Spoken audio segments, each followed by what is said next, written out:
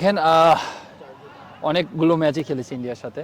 আর আসল করে আপনার এইবারের ম্যাচটা ডিফারেন্ট, কারণ আপনার দেখেন কি একটা হাইপ উঠেছে এবং বাংলাদেশের মানুষজন খুবই পজিটিভ এবং খুবই মানে আমাদের দিকে তাকিয়ে আছে আর কি।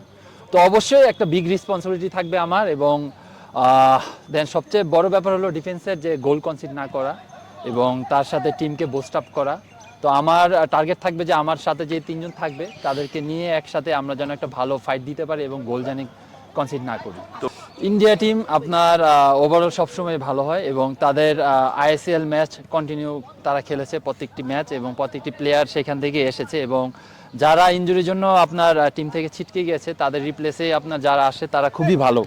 তো অবভিয়াসলি একটা মানে ভালো টিম, এবং তাদের যেই কম্পিটিশন তারা যেভাবে করে আসছে, তো ডেফিনেটলি আমাদের মানতেই হবে তারা একটা ভালো টিম এবং ভালো প্রতিপক্ষ। আর যদি আপনি ওভারঅল সুনীল শেট্টির কথা বলেন, দেখেন সে যখনই রিটায়ারমেন্ট করেছে তারপর থেকে তারা কিন্তু ম্যাচ জিতেনি। তো আমরা বুঝতেই পারছি সুনীল শেট্টি আসলে তাদের টিমের জন্য কতটা ইম্প্যাক্ট। সে আসার পরে ম্যাচ জিতেছে, তো ডেফিনেটলি আমাদের এক্সট্রা নজর রাখতে হবে তার প্রতি।